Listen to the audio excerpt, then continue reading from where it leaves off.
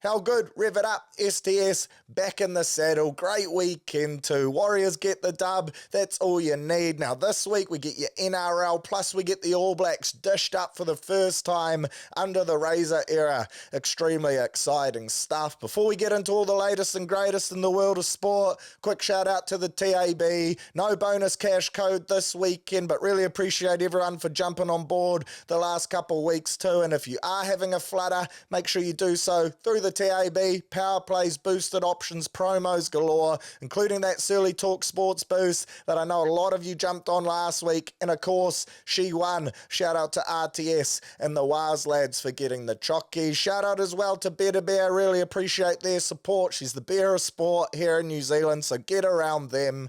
87 cows, 0 carbs, so if you're deleting some tins this weekend and you want to wake up still feeling half decent about your rig, then head along to your local bottle shop.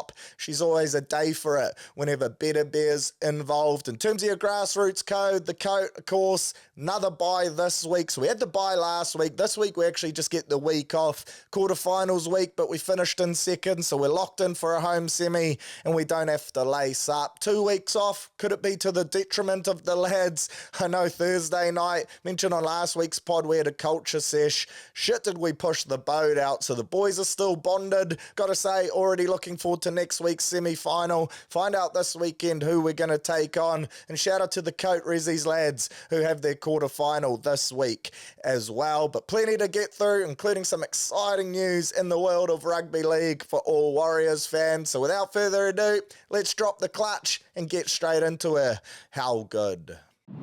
Well, the worst kept secret in rugby league has been revealed. Book the limousine, fire up the pokey machines and start booking your flights because the Warriors are heading to Vegas, baby. How good? An absolute bucket list trip. Can't wait for this one. Of course, I'll be making my way over there. It's going to be unreal scenes though. If people thought this year's Vegas round was special, wait till they see what the Warriors fans have to bring. The most passionate fan base in the competition. When you let a whole bunch of Kiwis and Warriors fans loose on Vegas, you're in for some absolute scenes. So great to see the club get this one done. Looks like we're taking on the Panthers, our old rivals. Notice it counts as a home game for the Panthers as well too. So it doesn't cost us a home clash at the Fortress. Love everything about this. It's a special occasion for the players to be involved in, and no doubt it really fizzes them up. And as fans, you can't ask for anything better than that. And if you'd told us 3 or 4 years ago we'd be going to watch our team play in Sin City, there's no way I would have believed you. So bring on March. It's going to be incredibly special. Big bender for us as fans. Lads going over there with a job to get done. Can't wait to tuck my teeth into everything that Vegas has to offer as well. We'll try tee something up closer to the time too for all you Surly and One Take listeners as well. Plenty of content to be made over there, so get around it. And if you are coming across, looking forward to ripping and tearing with you. How good is it going to be walking the strip in Warriors kit? You absolute beauty. And other big news in the competition, Angus Crichton re-signed for 2 years with the Chooks. He's gone from losing his marbles in the off-season to saying lick marbles and sign me to massive money, Chooks, after that disrespect that they showed him off the back of David Fafita contract. He's gone on to play his best football, been rewarded with a big extension, and now he's just got to look to carry on that crazy form. He's been arguably the best second rower so far this year, ever since he got promoted back to first grade. It's pretty crazy to think him and Connor Watson started the year when the team was in Vegas in reserve grade to then be playing the Codiers at the moment. A massive testament to him, and he really is a pleasure to watch. One of the great lads in the game. So great stuff there from Angus. Mark Nawanga Netawasi and Carter Gordon. Interesting times for a couple rugby union converts as well. They've been released out of their Wallabies deals and they are able to now head across the rugby league. He's coming across after the Paris Olympics because he's in the Aussie Sevens team. Carter Gordon, he's going to the Titans effective immediately. So now they get that opportunity just to teach him up on all aspects of the game. I'm not sure if they'll use him this year, to be fair, but it'll be great for him to be in amongst the environment, just learning, picking things up from Kieran Four and Tanner Boyd and co, so that he can really start to hit his straps from round 1 next year. I think he has the potential to be a great football player, a specialist half with a strong kicking game, game, a good running game, and a strong distributor. Then you got Marky Mark. Geez, the Roosters, they're short on outside backs at the moment too. Centres in particular. Joey Manu, he's going to be out for a while with that hand injury. So if they can rush him in, and if he looks like he's capable of playing first grade almost straight away, then I've no doubts they will. He's a freak athlete, so blessed with ball in hand, got elite speed, great footwork, he's strong as shit too, and he's a great aerial threat as well, so I think his talents will cross over really nicely, and I wouldn't be surprised if we see him playing in that Roosters colours before the end of this year. Exciting times there. Daniel Saifidi, of course, Knights prop, twin brother of Jacob, he's been told by the Knights that he is free to look around for other options next year, still under contract, but they would be willing to grant him an early release, which straight away as a Warriors fan perks up my ears because of course he's best friends with current enforcer Mitchie Barnett. Jazz Tavanga off contract, so if the club doesn't decide to up his offer, then could we see an experienced footballer like Daniel make his way over here? We do have plenty of options currently coming up through the grades, some young guns who are playing great codes. I see Dimitri Sifakula, he's kind of transitioned into a propping role for New South Wales Cup as well. We will have Fisher Harris, of course, Bunty, Tommy Ale. So already you got 5 first-class options right there. But adding in a player of Daniel's caliber certainly wouldn't be a bad decision. So surely Mitchie's in his ear, just feeling him out, seeing if there's any interest for him to make the move across the ditch. Speaking of making the move across the ditch and the Knights as well, great to see the club lock in our first NRLW coach in the great man Ronald Griffiths. Of course, he's a back-to-back premiership winner in that grade.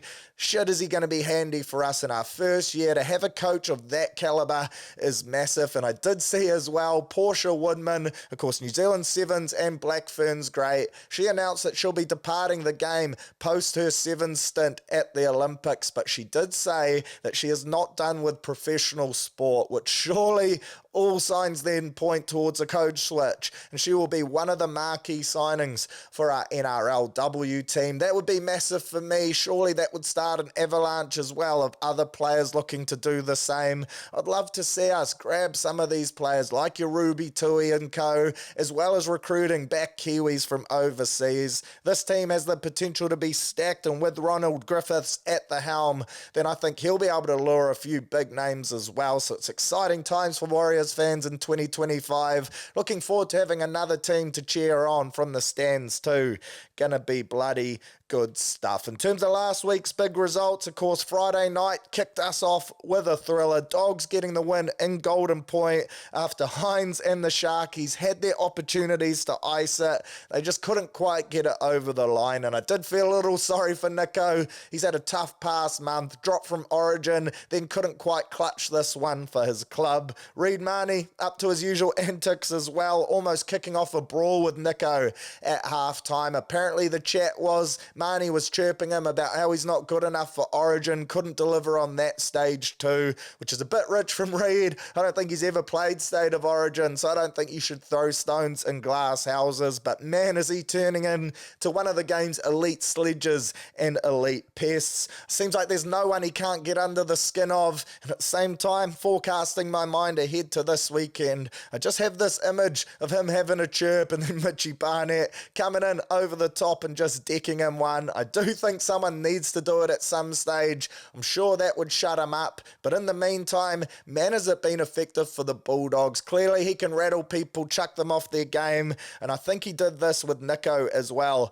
Another tough loss there for the Sharks and a great win for the Doggies. Second best D in the comp at the moment, sitting in 5th after 17 rounds. A pretty unreal turnaround from them. Plenty of people expected them to be successful in the future, but there was lots of talk that 4-pack wasn't going to be enough. It was just a team of utilities punching above their weight in year 2 of the Gus Seraldo experiment. And they're a bloody fun team to watch, it must be said. Then the Dragons, big win for them too over the Finns, 26 points to 6 without low job on the paddock. Another team overachieving as well, sitting in 8th. Lomax looking down the ladder, no doubt seeing Parramatta in 16th and thinking, shit, what have I done? Playing on the wing isn't that bad. A great recruit for them as well, Raymond Faitala-Mariner, who was almost thrown to the trash heap by the doggies. It appeared no one really wanted him. Dragons with salary cap to spend, they snapped him up, and man has he been elite in the second row over the last few weeks. Had a bloody good game on the weekend.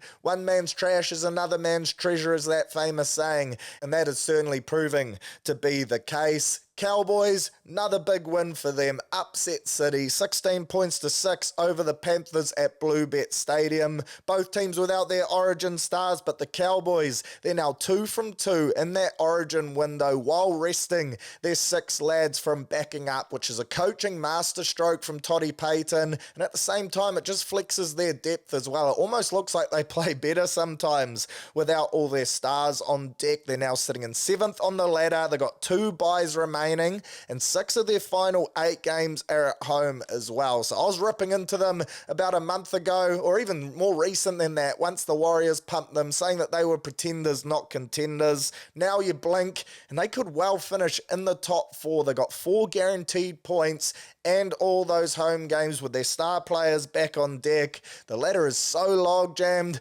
they're now fighting, put themselves in home playoff contention, which is pretty wild turnaround. And then, of course, the final game to highlight, the most impressive win of the weekend for me, was the Warriors, 32 points to 16, a bounce back. What a difference a week makes. Up against the Broncos, we look like a whole new side, which I said we would, and it was just great to see us back in the winners circle and looking confident as well. And it was good to see the energy was on display right from the opening whistle. The boys were obviously bitterly disappointed off the back of last week. They wanted to get out there, silence the critics, and show that we are a bloody good football side when we show up with the right mentality. I have it on good authority as well. Mitchie Barnett came back and had a few stern words for the lads, which got them revved up as well. Add to that, Heritage round up against our first ever opponents in the Broncos, wearing those beautiful jerseys, which surely we need to find another occasion to trot out in them again.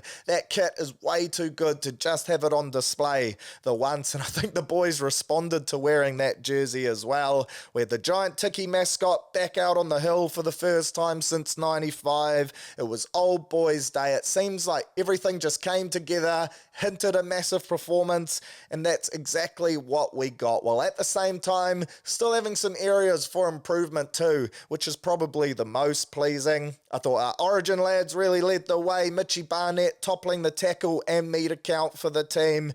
Man, does he make a difference having him back out on the paddock. He switched between prop and second row throughout this game, just showing off his versatility, and hopefully Madge Maguire was watching that one. It just sets the tone. You can't help but follow him in. His line speed in the middle, leading our defensive line up. He's one of those guys who just has the mindset where he wants to get up, bang bodies, and hurt people. You can't help but follow him into combat, and I think having him there gets the best out of Adam Fanua-Blake as well. I also thought Curdy Capewell was great. They shuffled him into the starting lineup for Jackson Ford, and I thought he delivered. His combination with CHT on that edge looked really good, and he looked re-energized almost after that stint with Queensland. Probably one of his best performances in the Warriors kit so far, and that's what he's been brought to do. Bring out performances like that up against his old team too, which probably added a bit more motivation to him. But I was really impressed with the performance of Curdy Capes. Speaking of duos, of course, our origin duo, they ticked boxes, but I think it's fair to say the two that stole the show were our halves in Tamaire Martin and Chanel Harris-Tavita. They were my Better Bear best performers of the week, and it was pretty clear for all to see why. They combined for 3 tries, 4 try assists, 14 points, 26 tackles, with Chanel making 11 of them for no misses. He put on that massive shot too. Man, was he fizzed about it. Forced an error. The lads were up and about off the back of that. 503 kick meters, and it's pretty crazy to think, as a combo, Tamaire, he was nearly gone from the game, medically retired a few years ago, so it's just a treat to see him running out there. Then Chanel, he took a break as well, had a year off. These two, they play an exciting brand of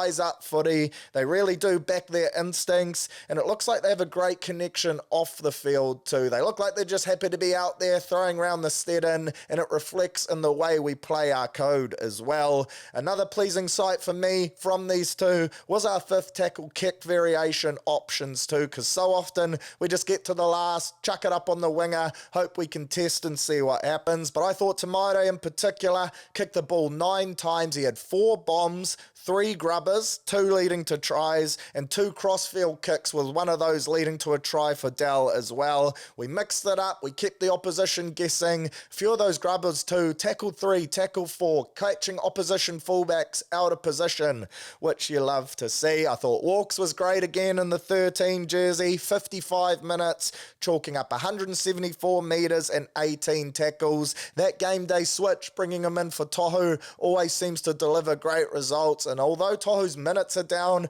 I think the quality that he punches out in that period is really valuable for this team too. I thought AFB was great on the night too. He takes multiple defenders to stop him. No one can get him to the ground. Always wins the wrestle, which leads to a pretty quick play the ball. And the work he does off the ball too, running decoy lines, I reckon it's the best in the comp. And he ran a beauty that led to Chanel's try. If you watch the replay back, that was all him. I think it was Katoni Staggs had to stop to take account for Adam. That close to the try line, you have a big body like that running an aggressive down line. You can't help but plant your feet. Your eyes go towards him. It's almost like what Latrell does when he's on fire for the Bunnies or in Origin. You can't just give him that open line. You've got to turn in, creates opportunities for others. Led to a try. He also punched out plenty of meters, got through a lot of work defensively too. So good to see AFB back and firing on all cylinders. Touched on before as well, Tohu off the bench. Was interesting to see Jackson Ford off the bench too. Only 35 minutes, Tohu with 25. Both typically high minute players, Jacko in particular. So that's something to keep an eye on too, because it looks like Webby has really mixed up his rotation. Could those two see depleted minutes consistently now moving forward? It's tough on Jacko Ford in particular. He's been one of our best all year. Still has that odd error in his game, and it always seems to come at the worst possible time. Right when we're riding the wave of momentum, he seems to come up with an error, but you just know he's going to go hammer and tongs every week. Tohu, of course, still our skipper. It's a real luxury to have both of them crucial cogs in the wheel, but something to keep an eye on, because 35 and 25, it's not big stints for 2 quality footballers. Good to see RTS had his viral moment too. Thought he was going in for a second try at one stage. Ran a beautiful line off Tamaire Martin, but instead he opted for the cutout ball. Probably the wrong option there, but good to see Rog getting involved. Probably his best performance so far in the centres. Had a few nice yardage carries too, and that's something I'd like to see him do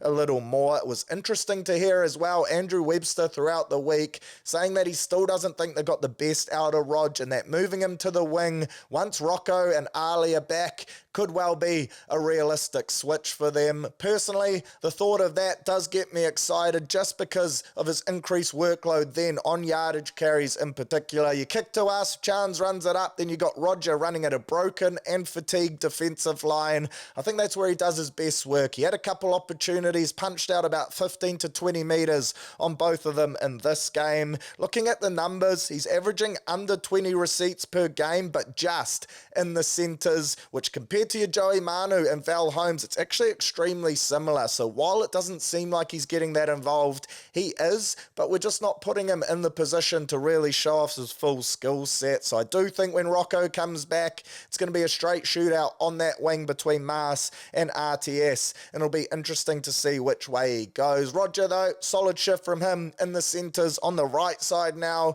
and looking pretty at home, so monitor that again this week. For the Broncos, tough old night for them. Obviously down troops without 3 Origin lads and Adam Reynolds, their skipper and their key playmaker. It was pretty tough going. Xavier Willison, I thought he was great, getting the opportunity to run on. Young Kiwi lad, big body, hissing mana wave, scored a nice try too, which was good for fantasy owners of him like myself. Apart from that though, no real standouts. I thought Corey Jensen was good.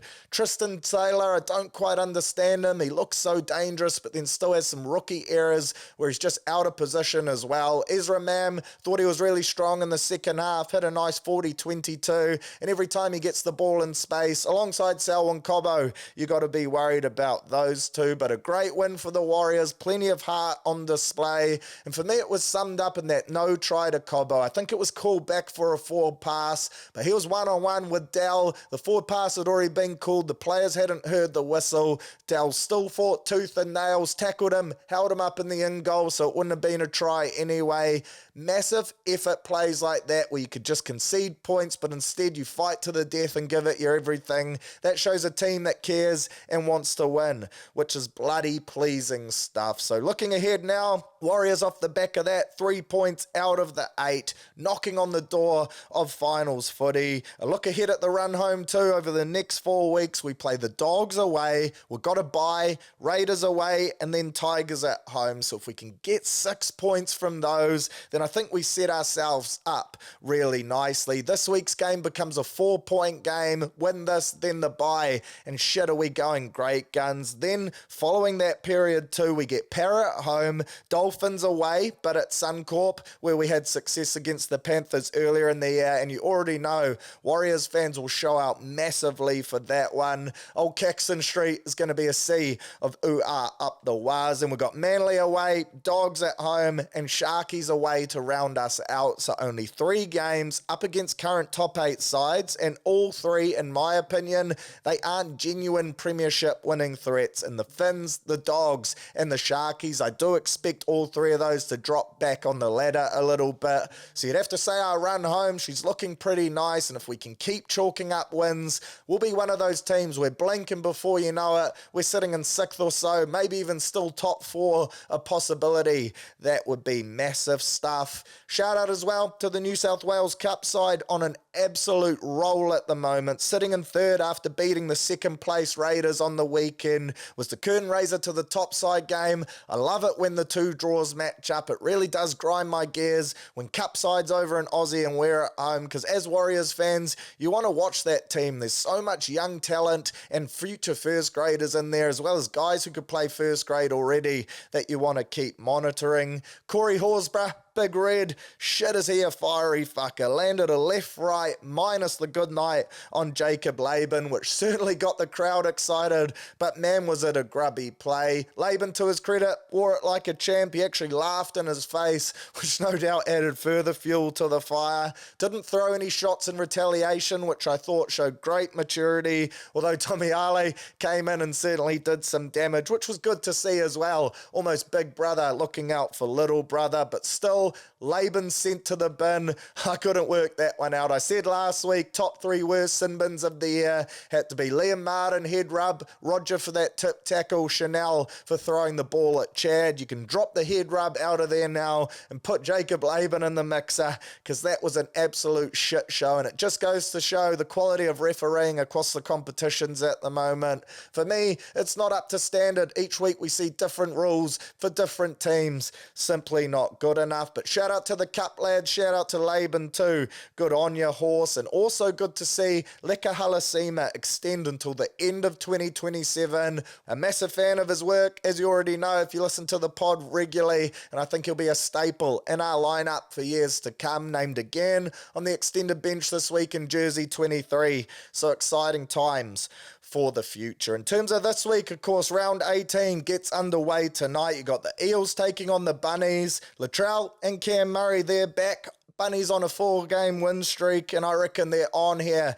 to get the dub. Eels are battling, disappointing loss for them last week. Think they're really going to miss Jermaine Hopgood, who's been ruled out for the rest of the season. I love the Bunnies here. Should be an entertaining watch. Good to see Colin Matangi named in the 13 jersey too, because I think he's been going outstanding there for them. Kind of unlocked their attack through the middle. He's a big body with potential to play prop too, so watch that space, because they might manipulate that around a little and get old Blue Eyes back in his locking role. Then Friday night footy, pick of the games for me has to be that Broncos-Panthers clash. A repeat of last year's grand final. Haas, Walsh, Patariki, Cardigan, old Kerry again, back for the Bronx. Still no Reynolds, no Katoni either due to personal reasons, so hope all is okay there. The Origin lads, they're back for Penrith too. No Cleary, but plenty of chat. He'll be back after the bye for round 20, which will be too late for Origin selection surely, but they'll be massive to have the People's Chin, the Prince of Penrith,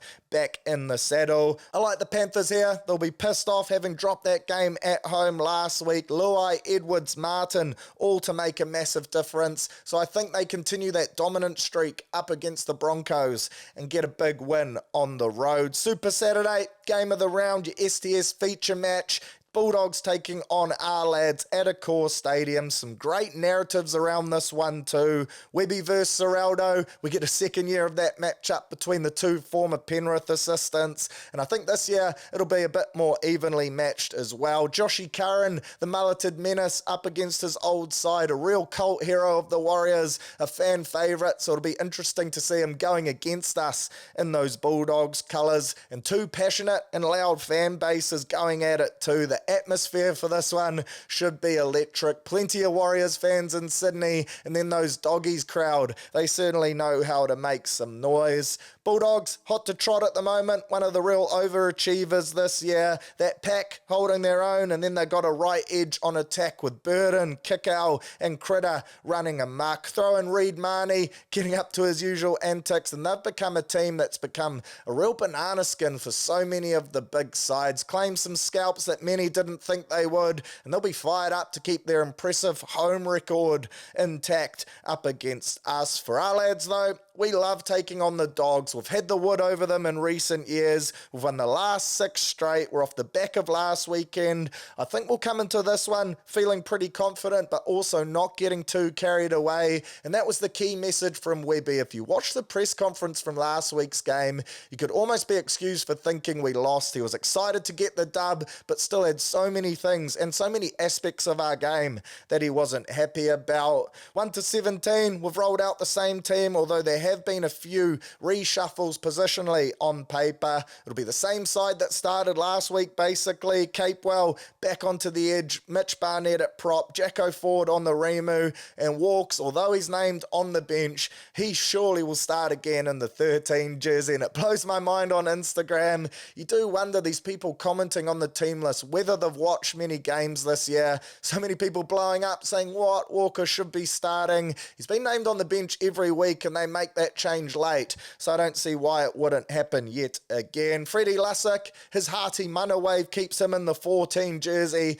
Love to see that. And how good is it to see these Aussie guys, some of them in their second or third year at the club, Capewell in his first, just really buying into the Kiwi culture and the culture of the club. And I got to say, Freddie, for a Palangi fella, an Aussie lad, I thought there was plenty of mana in that wave. Executed it perfectly, backed up by Chanel and Pompey as well, also ripping their own versions, which gave it a bit of extra fizz. But for me, this is going to be a great game. Dogs with plenty of threats, strong defensive unit, but I am confident that we can win this one on the road. 4-point win, like I touched on, heading into the bye, so we just got to empty the tank, drop the clutch and rev it up the mighty Waz, and hopefully 5 p.m. Saturday, that is a great time slot for us to turn a core stadium into a happy hunting ground. Super Sunday, pick of the game for me has to be Roosters versus Dragons, 4th versus 8. Roosters put 60 on them back in round 8, so can the Dragons get redemption?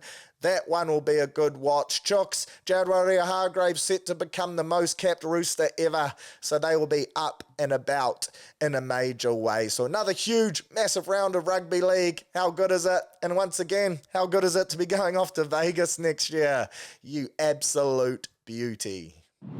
Razor's reign, she's almost underway. Saturday night, Forsyth Bar, All Blacks take on England. Was saying before, I haven't been this excited for an All Blacks test in a long time. The opening test anyway, of course, Rugby World Cup finals, all that jazz. You're always up for those. But the first test of the year, often it rolls around, fizz levels reasonably high. But this one, incredibly excited to just see the way the All Blacks play and also how much of an effect Razor can have on this team. straight away. Unfortunately, All Blacks team named today at 11:30 a.m, which again, I still can't get my head around. Team naming Tuesday, team naming Wednesday, that's when it should be done. A set time during the week. I saw England, they named their team on Tuesday. They've got nothing to hide. Why we roll out that 11:30 on a Thursday is beyond me. Makes it bloody hard for people to make content around as well. And with the rise of social media, it's such an important aspect of the game. But I'm expecting a pretty run-of-the-mill first up All Blacks team. I think most people that played part in the World Cup that are available to be selected will be the key positions for me of interest. The ones I'm really not sure about. The wingers, I have no idea there. When you cast your eye across all four of them, all outstanding options. Sevu Reece, an insane form for the Crusaders, of course, knows Razor well, so maybe that familiarity gets him a run there. Caleb Clark, unreal in the Super Rugby final, bagged himself a hat-trick, and I thought his last month of football and his season this year, to be fair, was much improved on that of last year. I didn't really want him in that All Blacks World Cup team, but this year, he certainly proved me wrong, and he's wound back the clock and found that form which first got him into the All Blacks mixer. Then you got Mark Talia, who's locked down that right wing spot last year, who was so devastating. This year, probably wasn't as strong as he was last year, but his work rate around the ruck, his ability to beat defenders, almost straight away you chuck him in just off the back of that, so I think he will be there. But hot on his heels, Amoni Narawa as well, who also has the ability to play fullback. Geez, he was a massive loss for us at last year's World Cup being ruled out. He has that unpredictability about him, one of the game's elite finishers, and he can make something happen from nothing as well. So 4 great options there, whether one makes the bench or you just don't make it at all if you're not starting. That'll be incredibly interesting. I think the loose forward makeup is going to be a tight one too. Of course, Ethan Blackadder in the squad didn't play a lot of Super Rugby, but we already know Razor has a soft spot for him in his heart, so that could come into factor, as well as the other Crusaders coaches in the setup. Sama Penifino for me, he would be my pick at 6, with Kelly Daltons at 7, and then Artie Savia at 8. Did they flirt with the idea of putting Artie at 7 and then giving Wallace a debut? Personally, I think that's too soon. I think we'll see Wallace in your Fiji games potentially. But under Razor, who knows? And that's the most fun part about all of this. Then the other position for me that I think is going to be interesting is the halfback rotation. And more importantly, who gets the start? Because personally, I'd love to see Cortez Ratama off the bench. I think he adds that injection of speed, pace, skill, and youth that we need off the Rimu to finish games with a hiss and a roar. So that leaves TJ or Finlay Christie to get the starting nod in the 9. You got TJ, bit more experience, the physical halfback who loves getting into the tough stuff, slightly slower service, but probably a better game manager, strong kicking game too, and he's been around the trap. So in a new look All Black side, do you want someone like that to slot straight in, been there before on the biggest stage and won't be rattled? Or do you go with Christie, who, look, he's no debutant either. He's been in this team for a couple years now. His speed of service is a bit quicker, gets to the ball fast, moves it on, was in good form for the Blues too. Does he start in the 9 jersey under the roof? I think that could make a difference too. The fact that this game is at the Sistema Lunchbox, not Eden Park, where you can guarantee conditions are going to be fast. Maybe TJ gets the start at the Garden of Eden if she's bucketing down and we look to play it a bit slower. I think Razor will look to get out there and try run this English side off their feet. Maybe both of them make it. Cortez misses out on the bench completely. Interested to see how that goes. The rest of the team for me, I think it's fairly run-of-the-mill. I'll be incredibly surprised to not see that same front row from last year of De Groot, Cody Taylor and Lomax all out there. I think Patrick Tuipulotu gets the nod next to Scotty Barrett if he's available as your locks. The fact he laced up for the Blues, he must be good to go for the All Blacks, and I think he's got a lot to prove as well. Hasn't been in this environment for a couple of years now, off the back of a massive super campaign. Time for him to show what he's got at the international international level. D-Mac has to wear the 10.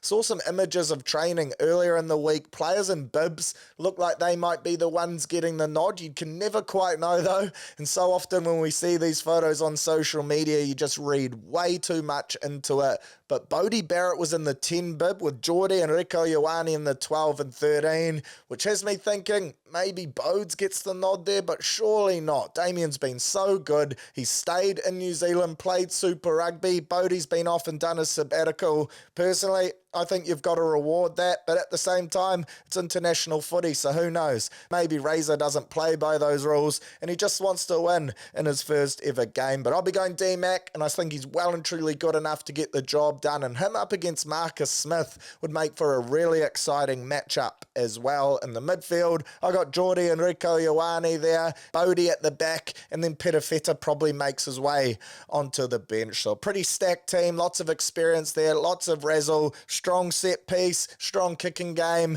I think it ticks all the boxes, and keen to see how it rolls out once named. England, they look sharp against Japan, already had a game underneath the saddle, plus they're coming off the back of their respective club competitions as well. They've had a bit of time together, travelling of course on tour. You're pretty much living in each other's suitcases, and they look like a bonded group too. They've been out and about in Auckland, they're at the WARS game, great to have them there. They've gone fishing, done some charity stuff at Starship, which has been awesome to see too. I was actually in a box at the Warriors game with Chandler Cunningham South, the 6 for England, 6'8".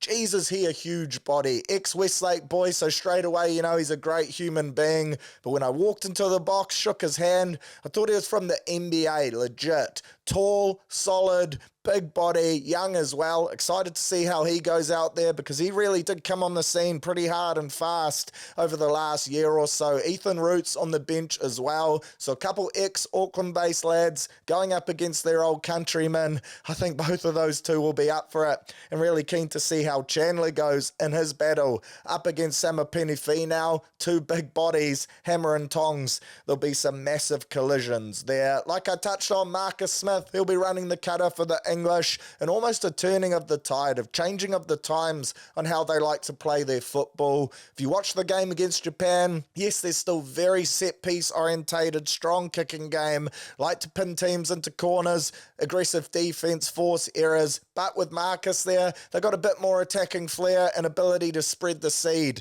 and play a bit more running rugby, so I think they will like the opportunity too under the roof and fancy themselves to score some points against the ABs.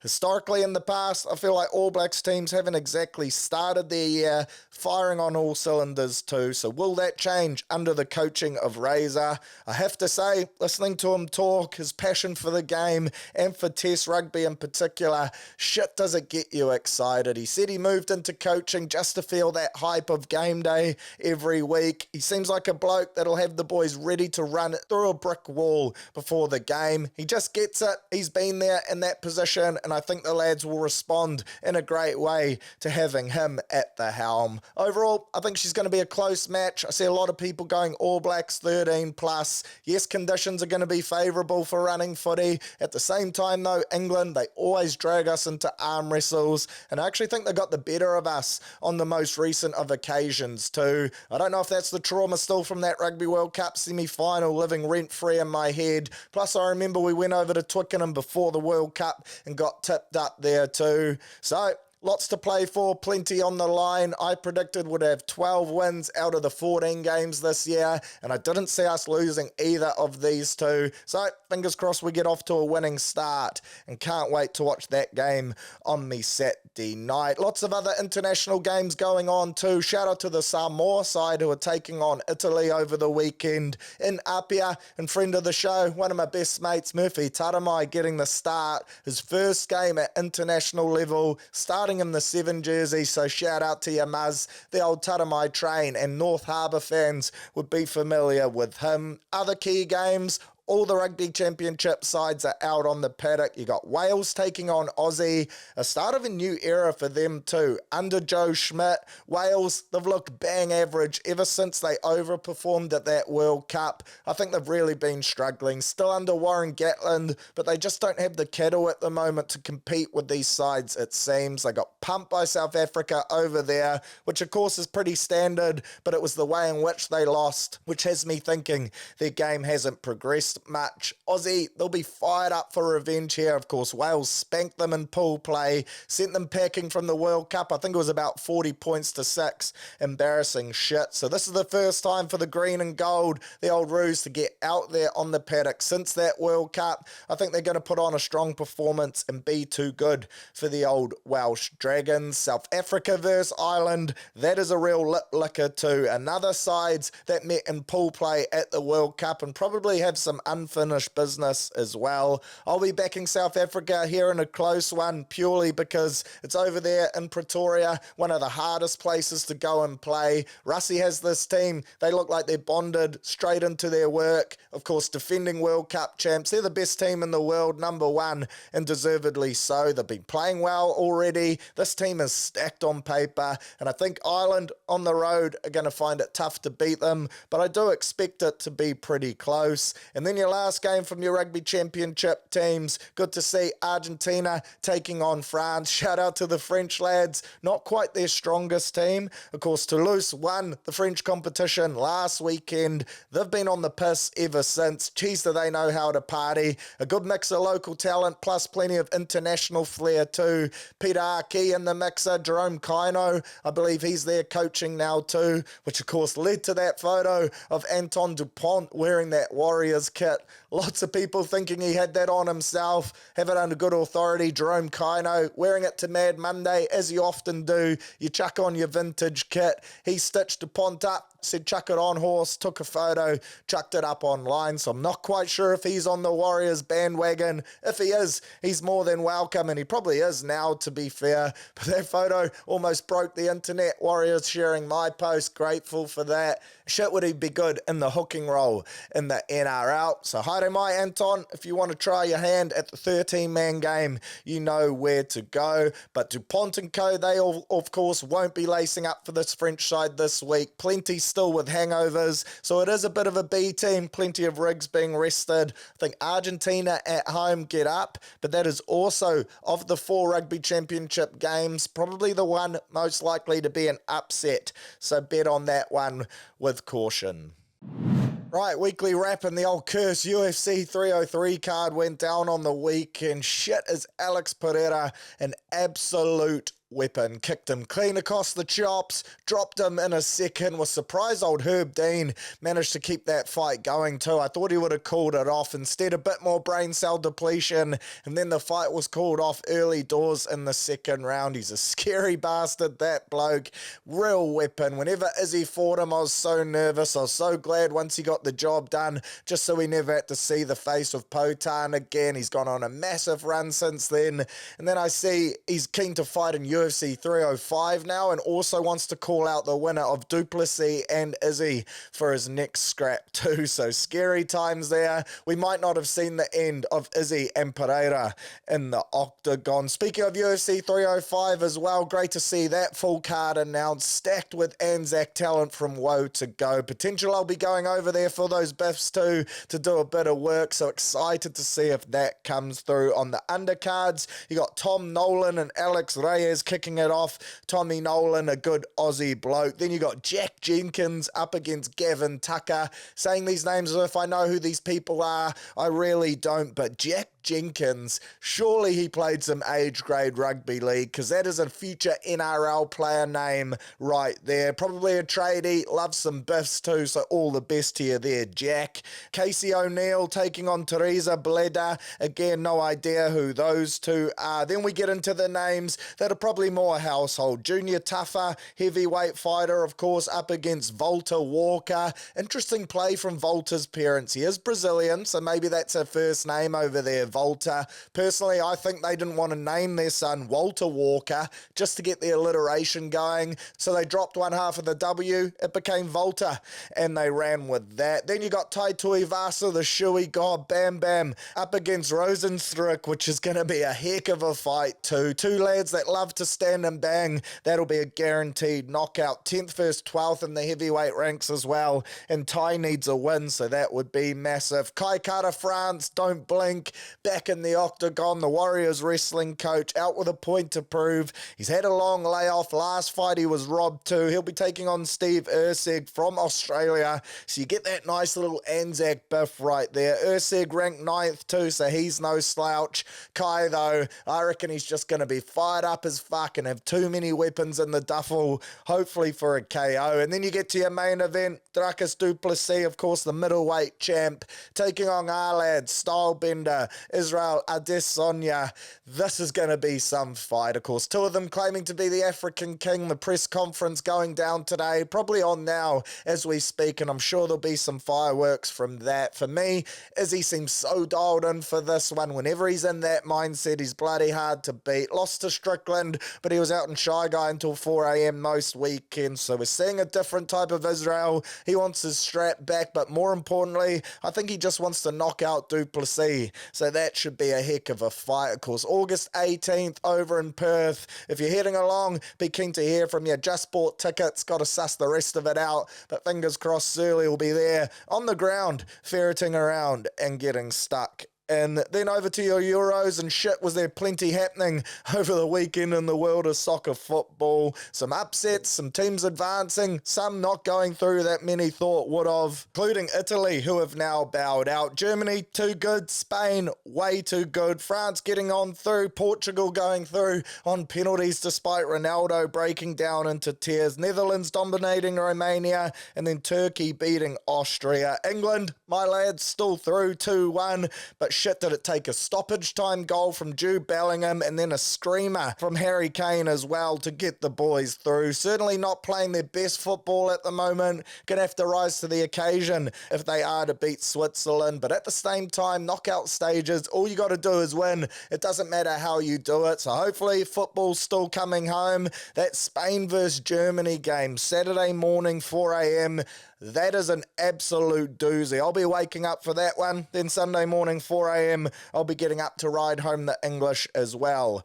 Great scenes. Then jumping across to your basketball. Mentioned last week the NBA doesn't sleep when we asked a question around LeBron James and Bronny, I think it was. But man, this week was the perfect example of that in every way possible. Trades galore, deadline moves, free agents signing massive deals. Shout out to Jason Tatum, speaking of massive deals, broke the NBA record for the biggest ever contract. Listen to this, in the 2029-2030 season, the bloke is going to be making $71.4 million in that single year. He signed for $314 million for 5 years, Supermax extension. That's what happens when you win a ring. Teams want to lock you up, so that is great stuff from him.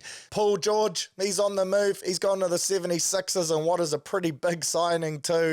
And when you think of it, straight away, my mind goes to how much the Clippers gave up to unite him with Kawhi Leonard. Through injuries and just not being good enough, they haven't been able to achieve anything really. But when you look into it, of course, the Clips, they gave up Shai Gilgeous-Alexander, Gallinari, a 2021 first-round pick, a 22 first-round pick, 23, 24, 26 first-round picks, as well as pick swaps too. So literally gave a fuck ton in order to get nothing. A bit of a failure there from them, and that has to go down as one of the worstly aging moves in recent history. So PG, he's off to the Sixers to join Maxey and Embiid, and I like this personally because Paul George, lockdown three-point shooter, loves a catch and shoot three, elite defender as well. He's clearly not afraid to chase rings, been bouncing around a bit as of late. Will he get one here? I'm not too sure, but it'll be bloody interesting to watch it all play out. In terms of your other big moves, Mikal Bridges, he moves across to New York to join his mates from Villanova, I think it is, at the Knicks. Another high-usage player that no doubt Coach Tibbs will run into the ground. CP3, love this for him, going to the Spurs to team up with Victor Wembanyama. winger. This is exactly the type of point guard that I think Wemby needs. He's going to be on triple-double watch all year next year in terms of points, rebounds, and blocks, because shit, he's going to pop off. CP3, great fantasy asset as well. His assists will be through the roof. Just lob city to the old French freak, and excited to see how those two team up. Klay Thompson, he's left the Warriors a bit sad, an end of an era. The Splash Brothers no longer that little dream team dynasty they had going along with old Draymond Green as well. They've been split up. He's off to the Mavs, turned down my Lakers, so a big up yours truly from me there. Plenty of deals going on, some average ones, some good ones too. Lots of teams looking to go all in, stack their chips and chase rings, which makes for an extremely exciting NBA season next year. How good is it? Punting chat time now, brought to you of course by the best in the business in the TAB. Green ticks on bet slips, that's always what we're shooting for, and thankfully we had plenty of those last week. Lots of people firing through their winning punts as well. A lot off the back of my tips too, so good to see my yarns are coming to fruition. As always, we punt through the TAB, plenty of promos, plenty of boosted options, the Surly power play, all to tuck your teeth into. They also got those same game multis on your NRL, on your All Blacks game as well, so place a 3+ leg, same game multi on those games. If it misses by one, you get your money back as bonus cash up to $50.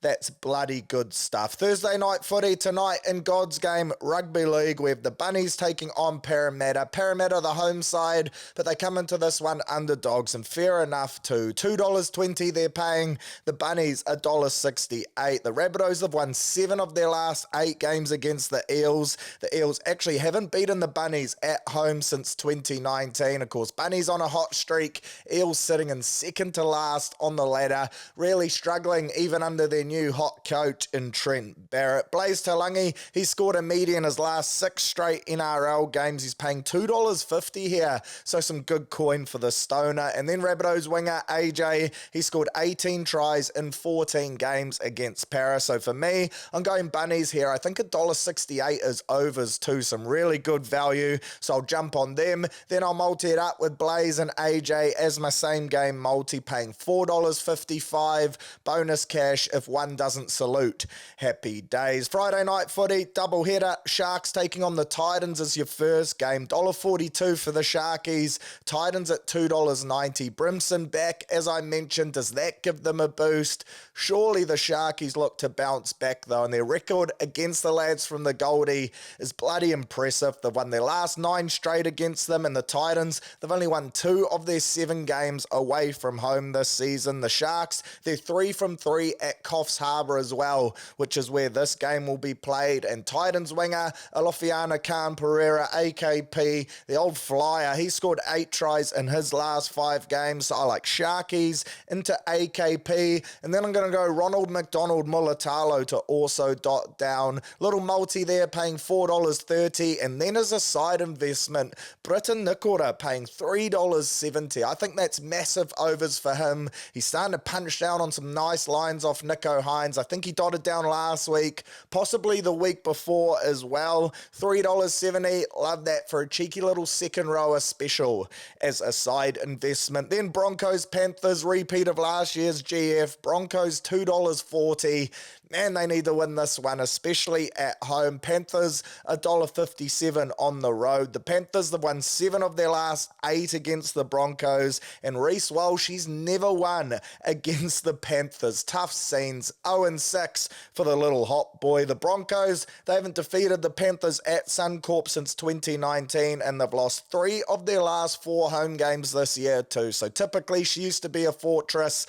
Gone are those days, particularly without Adam Reynolds. Interesting try scorer stat for you as well. Not many. Mitch Kenny, he's scored in his last 2 games against the Bronx. He's paying $9.25 rugby league cents in this one. So if you think history repeats and he can go for a cheeky little hattie, that would be a massive payday for me. I like the Panthers here, so I'll be backing them in. $1.57, much like the Bunnies. I think that's overs, so snap it up before it gets crunched. In Super Saturday, and speaking of getting crunched in, last week the Warriors came in underdogs early in the week. The tide completely flipped. We went in favourites. So if you were like me and you got in early doors, shit was she happy punting. Clearly the TAB, once again, no matter how many times I try to tell them, they just don't learn from their mistakes. Warriors paying $2.60, doggies $1.50, and yes, the Dogs have won their last 6 straight games at Accor Stadium, but interestingly, the Warriors have won our last 6 straight against the Dogs, so we love beating up on them. The Bulldogs have conceded the fewest tries in the competition this year, but that all changes. Kurt Capewell, 150th NRL game, so well done to you, Curty Capewell. Heck of a milestone there. Stephen Crichton, he's also won 7 from 7 against the Warriors. All of those 7 wins at the Panthers though, so it's time to snap that streak. For me here, you already know, Warriors all day. That line of -5.5 in favour of the Dogs, that is disrespectful. 1-12 to us paying $3.60 is pretty wild, and then 13 plus to us paying $6.40.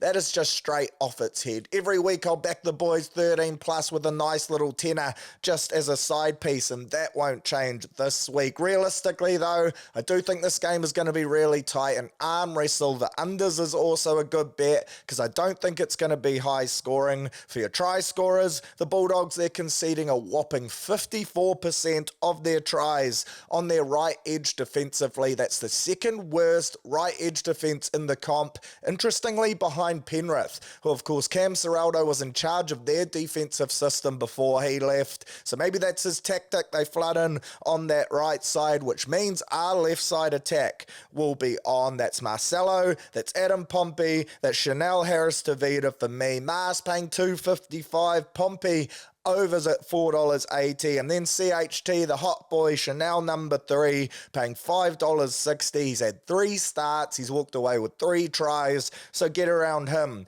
in your bet slips. My best bet for this game, I'm going Warriors into your duos market, Marcelo Montoya or Adam Pompey anytime. Multi that up, $3.76. Love me a duo, especially a centre wing combo, so I'll be on board that one. Then you got the Tigers taking on the Storm. Tigers at home paying $4. Storm $1.27, despite missing plenty of their big names. They do get Pappenhausen back though. Will he play? He's listed, so hopefully he gets out there. The Storm, they've won their last 6 straight against the Tigers, but the Tigers have won their last 3 at Leichhardt Oval, and I believe they have an 8 from 13 win record at Leichhardt against the Storm too. So no doubt Benji, he's crunching these numbers in his Excel spreadsheet, presenting them to the team via PowerPoint on a Monday morning, just trying to fill them up with a bit of false confidence. Nick Meaney, he scored 6 tries in his last 7 games against the Tigers, but that is irrelevant because he's not playing.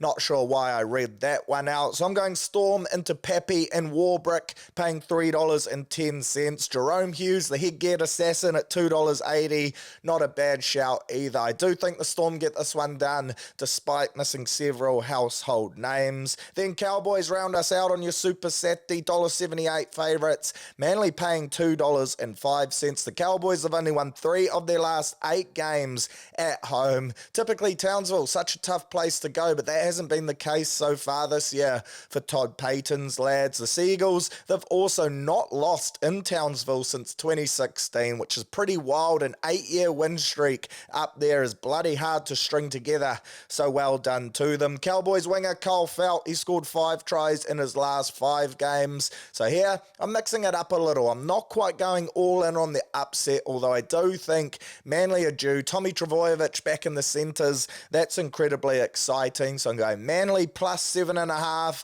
into the Felt tip, and Tommy Talau to dot, paying $5.69. Wouldn't be surprised though if Manly go all the way in that 205 head to head. head-to-head, and the 1 to 12 market looking lucrative. Then Super Sunday, Roosters take on the Dragons, historically quite a big grudge match. Roosters $1.22, Drags $4.40. The Roosters have won 10 of their last 12 against the Red V, and the Dragons, they've conceded 87 points in 2 games at Allianz this year. Leaky sieve type stuff. Dom Young, he scored 10 tries in his last 8 games. Zachy Lomax, he scored 5 tries in his last 4. 2 of the best meaty scorers going round in the comp. Adding fuel to the fire as well for the Chooks will be Jared Waerea-Hargreaves, making the club's all-time appearance record. He becomes the most capped Rooster in history. One of those blokes you hate to play against, but I'm sure his teammates love to have him on their side. A real grub, but seems like a good bloke off the field. So I think they'll be fired up to get the dub for JWH. So for me here, I'm going Roosters into a bit of a sex ed bet. I'm going Dommy into a low job, $3.53. Dom Young into Zach Lomax. Both score, happy days, and we use that money to invest into this next clash, which is Raiders at home taking on the Knights, a real poo slinger to round out the round. But of course, KP, he's back, which will no doubt put bums on seats. The Green Machine, $2.35 underdogs. The Knights come in favourites at $1.62. The Raiders, they've conceded 118 points in 3 straight losses at home. KO Weeks, he scored 4 tries in his last 5 games, looking deadly at fullback too. Shit, did he show some toe on him. More toe than a Roman sandal, as the saying goes. And then Jordan Rapana, he scored 6 tries in his last 6 games against the Knights at GIO too. So very specific stuff there. So I'm going Raiders plus 6.5 into Greggy Marju and Raps. That's paying $5.51. And then I'm also going to have a little side bet on Weeks, $2.50. That's too good of an odds to pass up for me. So plenty of options there for your flutter on your rugby league. Surly boost coming later today. So keep your eyes tuned for a lucrative investment opportunity there as well. Moving on to your rugby international code, nothing better, of course. All Blacks versus England is your main event. $1.17 we are head to head. The Red Roses $4.60. The line is 12.5, and All Blacks 13 plus is still the most popular punting option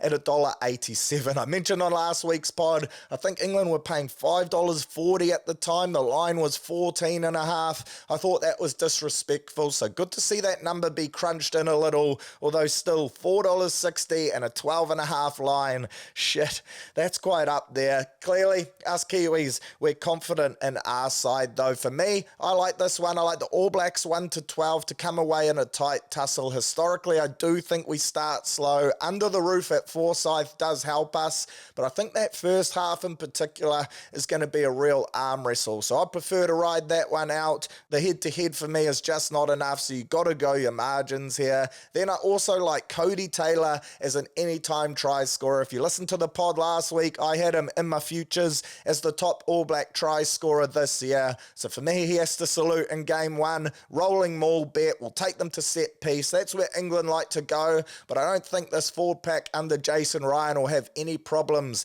in matching them there too. So Cody Taylor, he's a great anytime try scorer flutter right there. Then for your other options, of course, you got Australia taking on Wales in what should be a doozy of a game. Both sides fired up. Wales, they got the upper hand on them in the World Cup. Will there be revenge under Joe Schmidt? That will be interesting. Similar odds to the All Blacks game. In fact, it's purely identical. The Aussies, they always copy us. $1.17, Wales paying $4.60. I like the Aussies here. I like them 13 plus, to be perfectly honest, at $1.87. I just don't think Wales have got it. And if you want to get more specific, Aussie 11 to 20 paying $3.30 also really jumps out at me. I think they're going to be far too strong at home for this average Welsh side. Then South Africa take on Ireland over in Pretoria. That's going to be a heck of a game. The line is 6.5. South Africa $1.42 favourites, and I think that's fair enough too. 1 to 12 really appeals to me at $2.60 as well,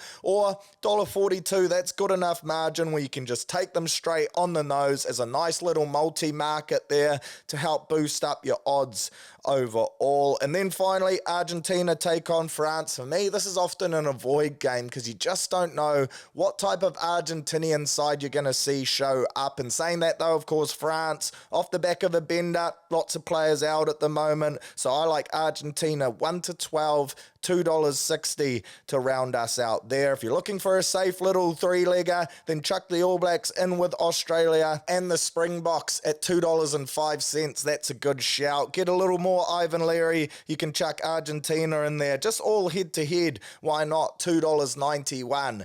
Pretty good punting for your international footy.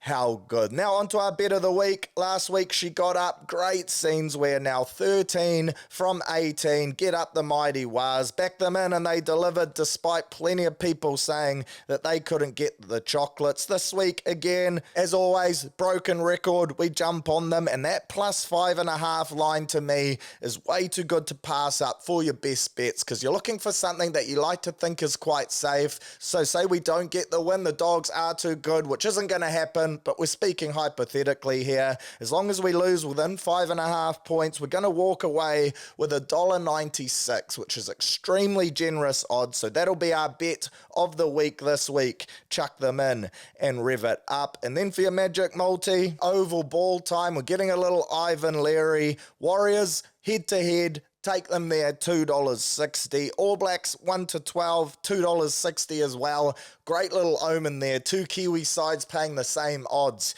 Yes, please. Chuck that in with Kiwi legend Joey Schmidt to get the job done for the Wallabies. Why not? Paying $3.30 to give them a taste of Kiwi special. $22.30. Cheeky tenner on that. $223. That's about 22 schooners at Danny Doolan's. Certainly enough to have yourself a heck of a night. How good.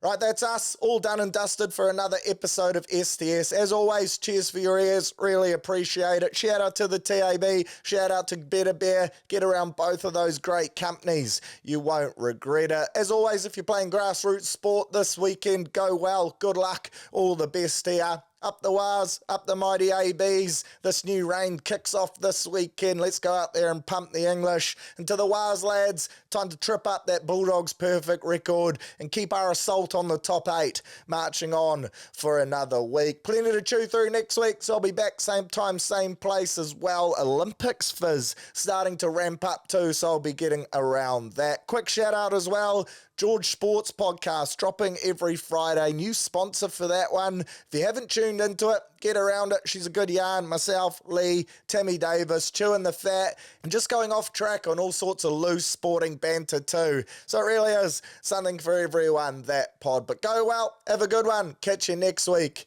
You beauty.